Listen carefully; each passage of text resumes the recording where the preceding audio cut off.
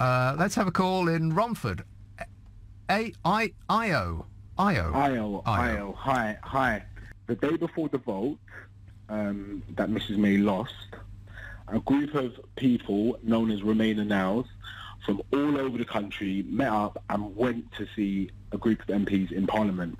And basically, we are people who voted Leave in 2016 who've actually changed our minds, and it was really revealing to spend some time with people that were like me who voted Leave but now think that was really stupid and we should remain.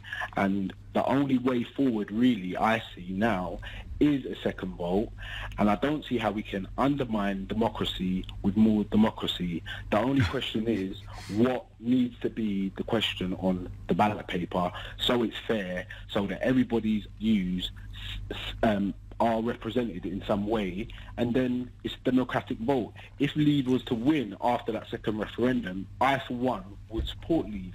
But I do believe that when I voted for Leave, I did not have enough information.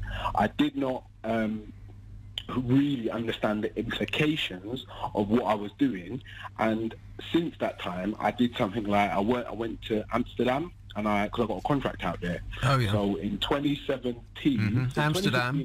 Want to score some pot? Yes. I'm a software engineer. So I just got this random call on a Monday. I was sitting on my desk on a Wednesday, and I was working there, and then it kind of all dawned on me. I was a migrant worker. I started to realise that there's lots of benefits and lots of different things that you get from being part of the EU. So when I started to research it more and more and more and more, I started to realise people like Boris Johnson, people like Jacob Rees-Mogg, people like Nigel Farage were all sort of like just liars. And to be honest with you, let's back up just a moment. I think that's a pretty strong contention on your part. Let's say that you disagree with a lot of what they say. Okay, I'll say I disagree with a lot of what they say, yeah?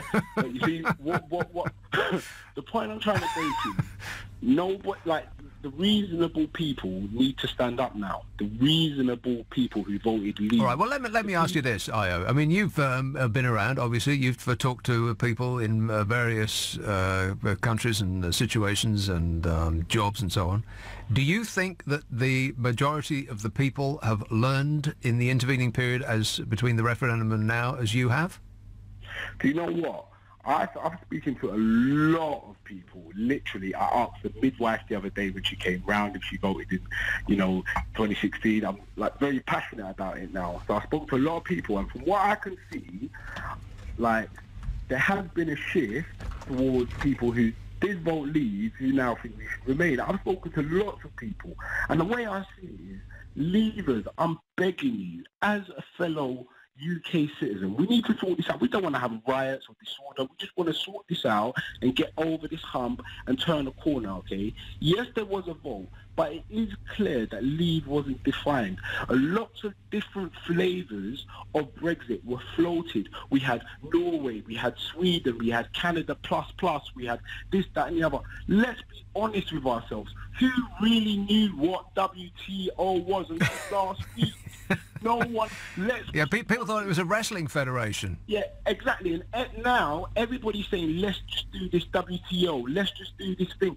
Every single economist, anyone who's worth anything, the NHS, the people who make cars are telling you, if you do this, then there's going to be massive job losses. They are. Every single person that you've just said, the people who run cars, who run industry in this country that we rely on, who run banks that we rely on, they're all saying the same thing. Don't go out on WTO rules.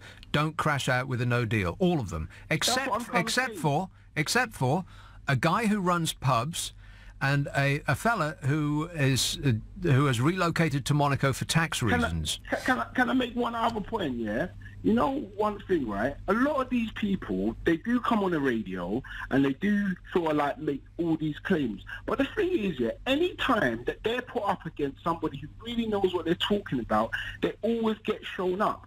I mean, James O'Brien the other day had a interview with Jacob Rees-Mogg just after the referendum. Now, Jacob Rees-Mogg, he's got his own show on LBC, yeah? So he can come on, he can control the conversation. But when he's put up against someone like James, he was asked, yeah, the question that he couldn't ask is, the economist that you are citing that's saying, like, you know, it will be all okay, it was the same economist that said that it would decimate our industries. And the person is just, like, couldn't answer that question. Now, Leave voters, I'm begging you, open your eyes. See what these people are doing. You're wasting your breath. You're wasting your breath, Ayo. People have made their decision, and they are going to stick with it for several reasons. First of all, because they refuse to take on any new information, and second, it would be too much loss of face to admit that they made a mistake in the first place. Look, I made a mistake. I made a mistake. Okay, well then you're being big about it. I'm stepping forward. I'm saying I made a mistake. I definitely should not voted Leave. We do not want Boris Johnson in the hot. Please, I'm begging you. He lies. All right. Okay. All right. Good work. Nice talking to you. I got to go, Ayo. All right. Cheers, mate.